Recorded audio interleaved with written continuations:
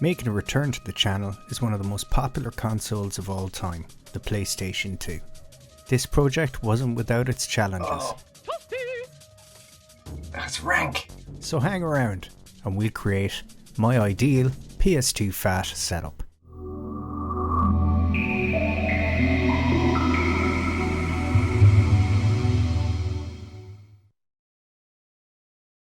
This is a 30,003/OR model, so an early revision.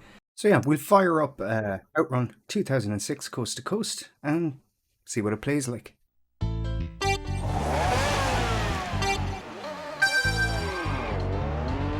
Race for the top position.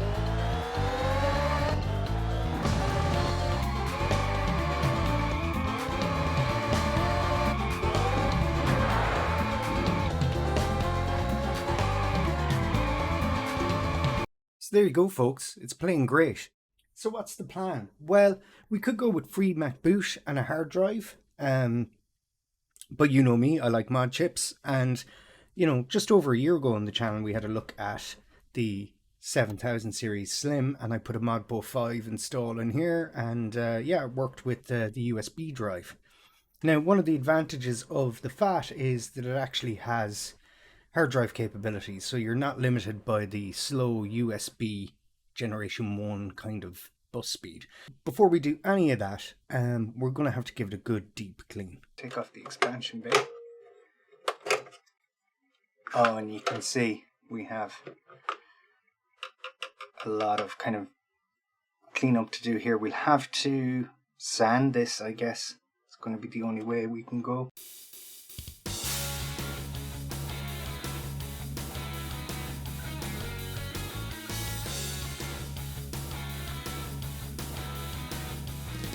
God, look at all this rust. Oh, look at this. I can't tell how this latch opens because it's so covered in filth. God damn. Oh. Yeah. Look at this. Oh my god. I'm gonna have to have a wire brush out to that. Okay. Oh god. I guess that's out. Ugh. Man, the mat is covered in...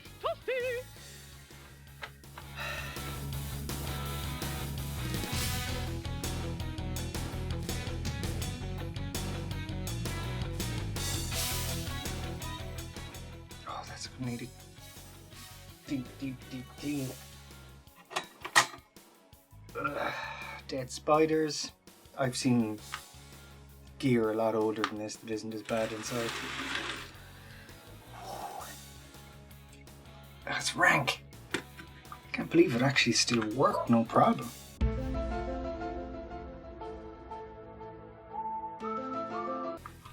Can I get this out? Because I don't want to put the thermal pad down on top of anything.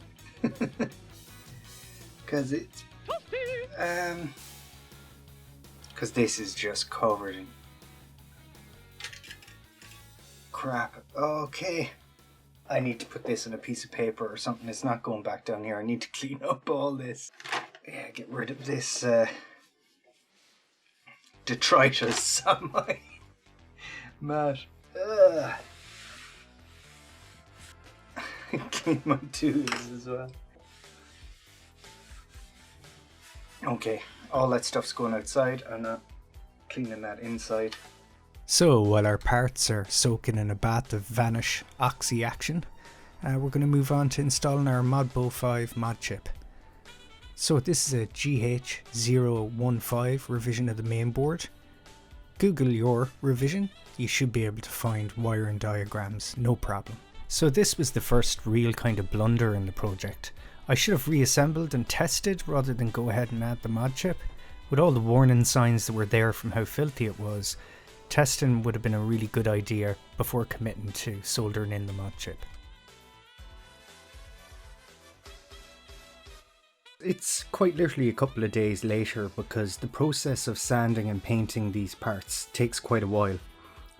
You've got to leave each coat of paint to dry for 24 hours before you apply the next one.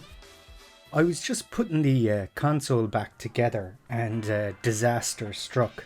So I usually spray some contact cleaner on the connection ports before I actually insert the flex cables. That was a mistake in this case because the flex cables started to disintegrate. So let me zoom in and I'll show you what I mean. So the contact cleaner basically has undone the adhesive that was used to kind of adhere the different layers to this ribbon cable.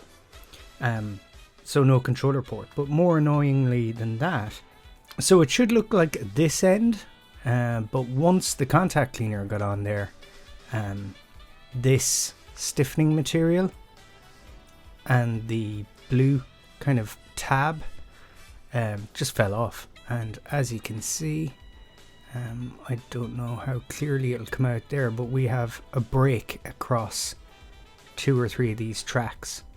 Now I could try and cut this and maybe expose a fresh bit, stiffen it myself with some material, but you know what, I'm just going to order a replacement. So it's about a week later and the ribbon cables arrived. So we're going to install them, put the console back together and test it out.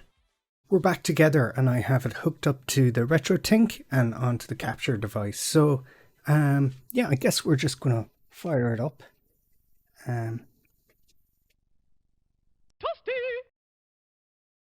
So the major lesson here is that the warning signs were all over this console. I should have known, considering how filthy it was, that I could have damaged it just by disassembling it. I also should have reassembled it and tested it prior to putting the mod chip in, because I probably had damaged it just, as I said, by simply taking it apart. So I tried a few things to troubleshoot the board. I double checked my wiring for the modbo 5 chip. I also tried removing the chip and booting it that way. No joy. I was able to confirm that the PSU was working, but there was just no sign of life from the board whatsoever. This parrot is no more. It has ceased to be. It's expired and gone to meet its maker. We still want to end up with a PS2 FAT that we can mod, so I went out and picked up a 5000 series console. The 5000 series console was in much better nick than the 3001. I suppose that wouldn't be hard, all things considered. And it may be my prejudice after all the turmoil with the other console, but I think the 5000 is just a better put together unit. The reset and eject button are part of the DVD drive, so they're less likely to get damaged. The 5000 series seems to retain all the kind of key features that you see in the earlier 3000 series, but just, in my opinion, has a slightly better, more considered design. We have a GH23. It's got a bit of dust issues. You can see here on the USB ports.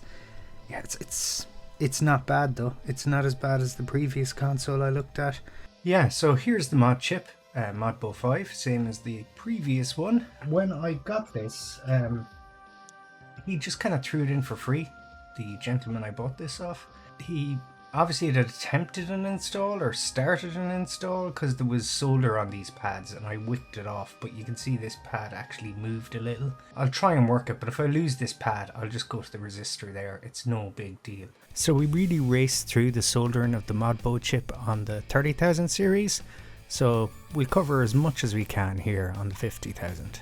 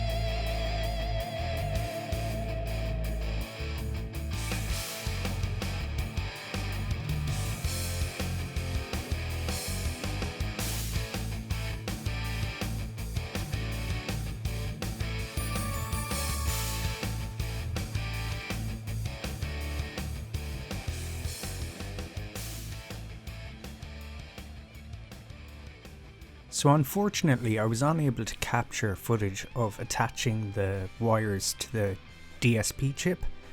I just needed to get in there really close and the camera was getting in the way.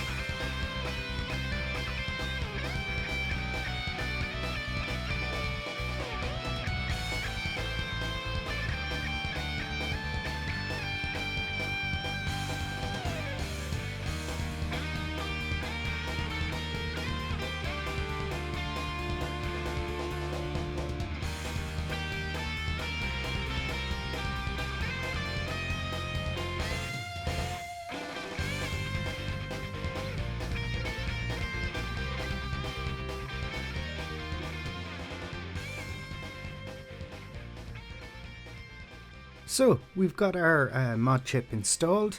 I'm going to clean it just a little, not much. It doesn't need much compared to the other console. It's actually in great shape. But I'm just going to give it a quick wipe, especially over the actual main ICs here, the motion engine, and yeah, just kind of this kind of what you're seeing here is just kind of silicon kind of an oil. Yeah, and I'll just give it a little bit of a clean before I start putting it back together. But yeah, I'll button it up and we'll test it out. So it's advised with this revision of the mainboard, the GH023 or any version 9 board, that we lift one of the pins on the DVD driver IC chip. This is to protect the lens from overvoltage. I had a lot of trouble trying to capture this on video So I just moved the camera out of my way and got in there and got the job done.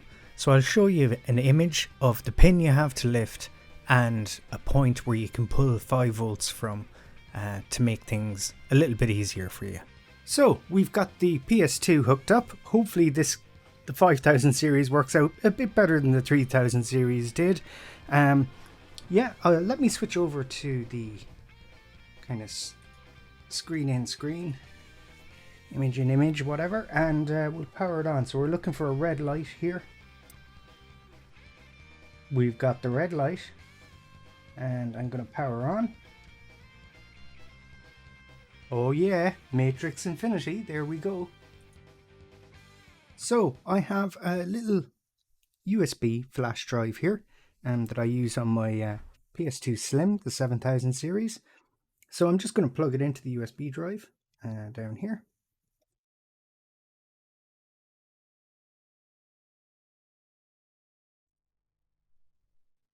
There you go, loading boot menu, version 1.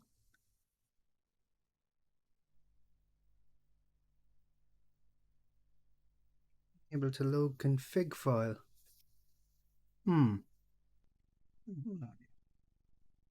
Yeah, I think the drive just wasn't in all the way, so let's try that now.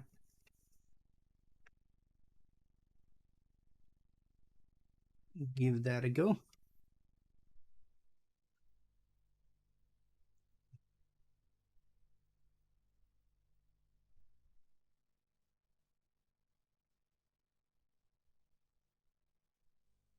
There we go. Yeah, the USB drive just wasn't in all the way. That's what it was.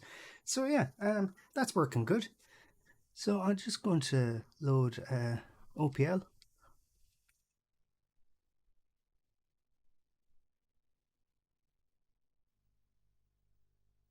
Sweet, there we go. And that's exactly what we wanted. OPL's loaded. So, excellent, excellent. So we know the full features of our modbo 5 chip are working.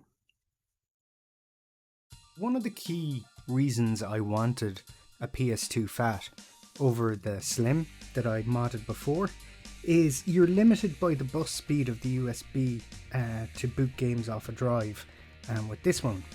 Whereas with this, you have hard drive capability. Now, with that said, you have 2 options with the hard drive. I've gone for an official Sony network adapter with the hard drive interface. And I'll talk a little about what the kind of limitations that imposes in itself shortly. But there is another option. There are third-party versions of these, and I'll try and grab a capture or screen grab of the an eBay listing for one. But the problem with these is they use a parallel to serial chip that's very picky about what drives you give it. Have a look online. There's a list of compatible drives for those. I think they're Game Shark or something like that. I can't remember the actual brand name for them. But yeah, the way it serializes the data, parallel to serial. The chip it uses is very picky about what drives it'll work with, so just make sure you check the compatibility list. With these, however, you get your network, but you also get the IDE. So we need to go from IDE to SATA, from parallel to serial. So I'm not kind of going to, how would you put it, say what brand you should go with, because I know the company that actually created these has also some other, Bitfunks has also some other questionable business practices as regards intellectual property and taking open source hardware and selling it on. But currently, with the part shortages and delays, this was the one I went for. I'm not saying you should go for this one, but it's the one I went for. So this board replaces the IDE interface on the old board. So what we'll do is I'll strip this down and we'll install the Bitfunks one. So again, with all that said, I think your best option then is to go SSD. Crucial BX 120GB SSD. You can't go wrong. These are very cheap at the moment on Amazon. I think I got this for maybe €40, which is like, I don't know, $35, something like that. They're not expensive, and they really will kind of save your butt as such. And we wouldn't be doing anything that involves IDE or parallel ATA without StarTech getting a look in. So this basically converts a 2.5 inch to a 3.5 inch drive. So yeah, I'll just put the SATA drive in here. Seems kind of silly, but it just means that it'll fit in there a bit snugger.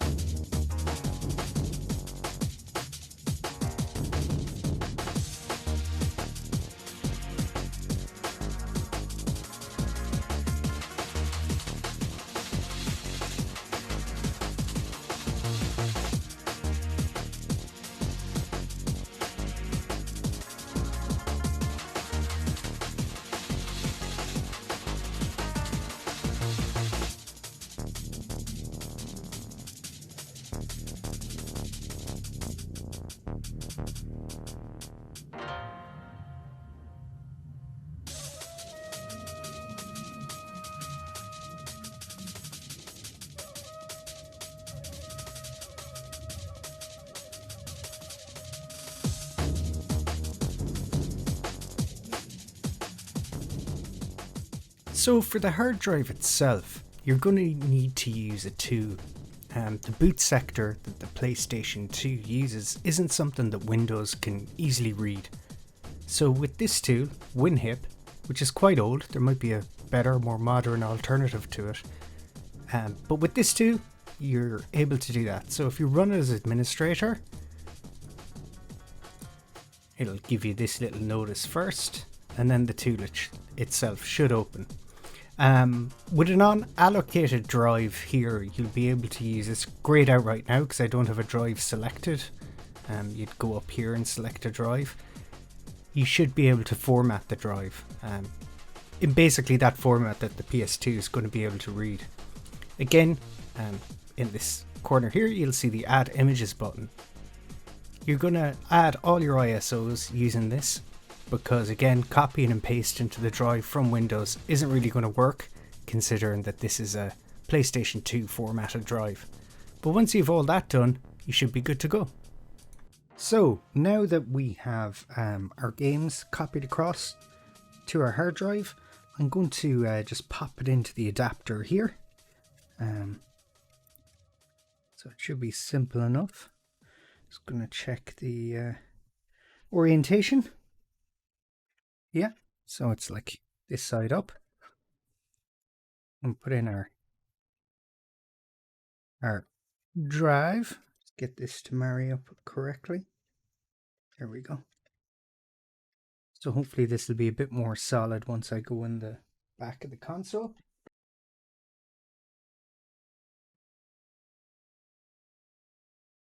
We'll get our hard drive and adapter. And that should be us. So now that we have a hard drive installed, we're going to go over to OPL.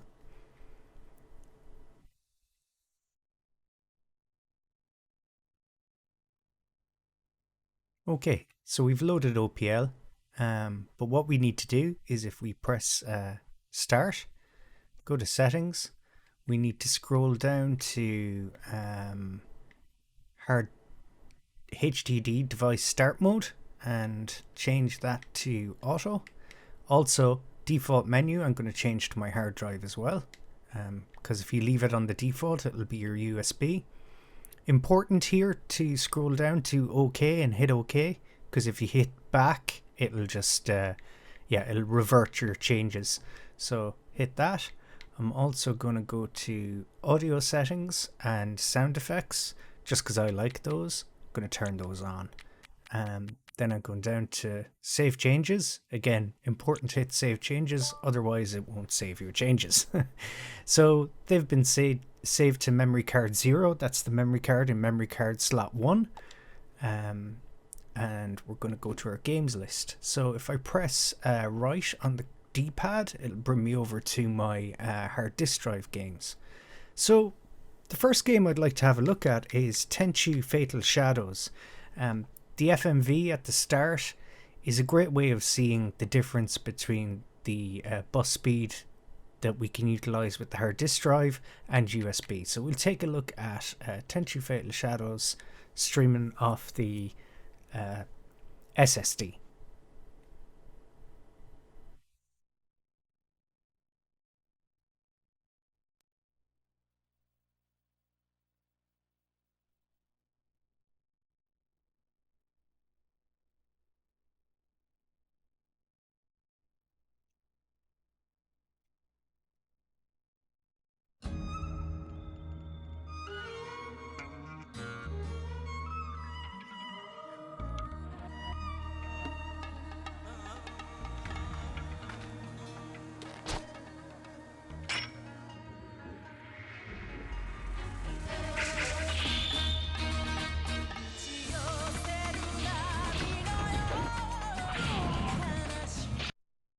So yeah, as you can see, it's just streaming in so fast from the SSD. It's awesome, really is. So I'm going to hit reset. Okay, so this time around I'm going to press left to go to my USB stick, and we'll go down to Tenchu Fatal Shadows and we'll load it off the USB just so you can see the difference. Now, warning to headphone users, this is going to be incredibly jittery, but you can see that the load times are going to be very slow. But again, headphone users, yeah, watch out.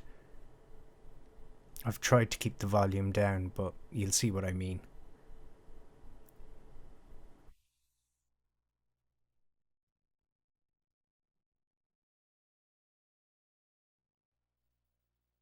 You can see it, even the pictures kind of bobbing up and down. Frame time delivery isn't great. Streaming stuff in from USB is just not great.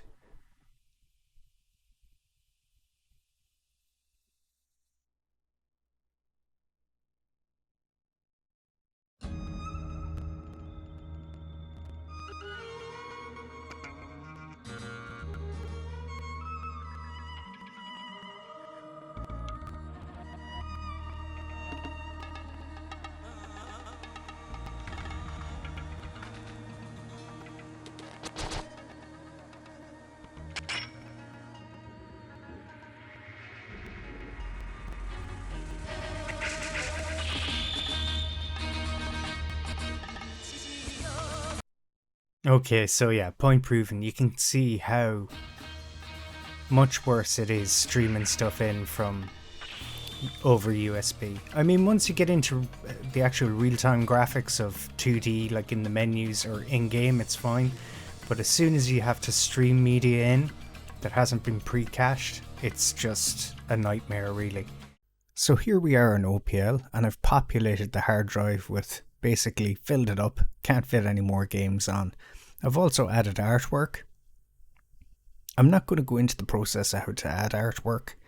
There's lots of videos out there on it, but you use a program called OPL Manager. But with that said, let's take a look at some games. So first up I wanted to check out was Onimusha, a game I didn't really get a chance to play too much back in the day.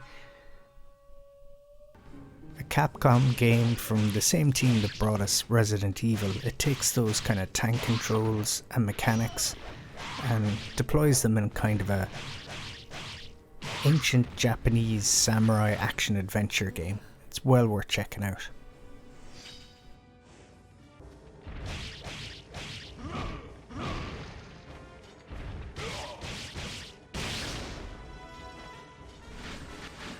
Psychonauts is a game everyone should play at least once in their life. What they don't expect is Raz, the Psychonaut. And then you'll make their heads explode? No. Do you do that? No. Well, once kinda. Great characters, it's hilarious, the writing's brilliant. The level design is like a mixture of adventure park with kind of theme park and roller coaster rides. It's brilliant. Masterclass in level design. Brilliant game, everyone should check it out. Silent Hill 2 is ranked amongst one of the best survival horror games in my opinion. In the past I used to play this game once a year. Might not play it as often as I used to, but it's definitely a great game. It has some heavy psychological horror elements, and even if you've played the game before, it's still going to scare the absolute pants off you. It's one worth returning to again and playing now and then.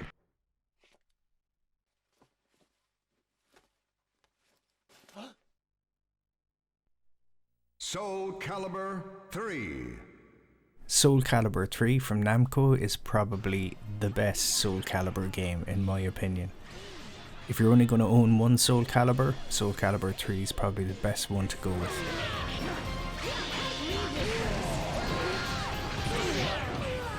Shinobi on the PS2 is probably the weakest installment in the franchise.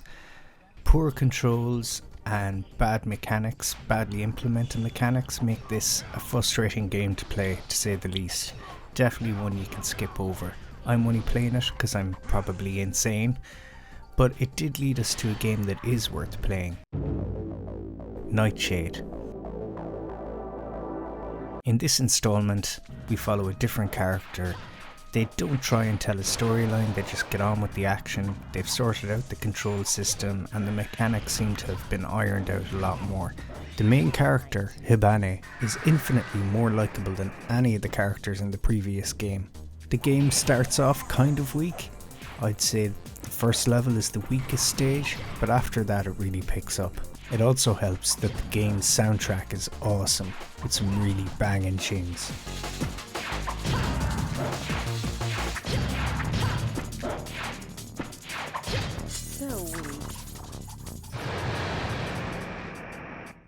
Nightshade can be tough starting off, so don't hesitate to play on some of the easier modes first. It's an enjoyable game. It's not going to win any awards, but it's definitely a lot of fun. How unamusing. That's a look at just some of the games that I have on the hard drive here. As tempting as it would be to go through them all, I think we leave it there. Perhaps if you're doing this mod, go for something slightly bigger than 120 gigabytes. I ran out of space fairly quickly on the drive. So this PS2 FAT, the 50,000 series, is working great. I'm really happy with it. I may move on and sell my 7000 series Slim, because this one's just working so good. As for the first console, the 30,000 series, that's in such bad nick. I think it might just be a parts console. I may return to it in the future and try and repair it, but I think it's a lesson in, by right, I should have kept it stock and not tried to modify it. I wouldn't sell a console like that on. I wouldn't be comfortable selling it on. It was in such bad nick. So I think it's for the best that that console remain a parts console, and I'll just hold on to it. Well, that's been a look at my ideal PS2 FAT setup. Thanks for tuning in, and I'll chat to you all again.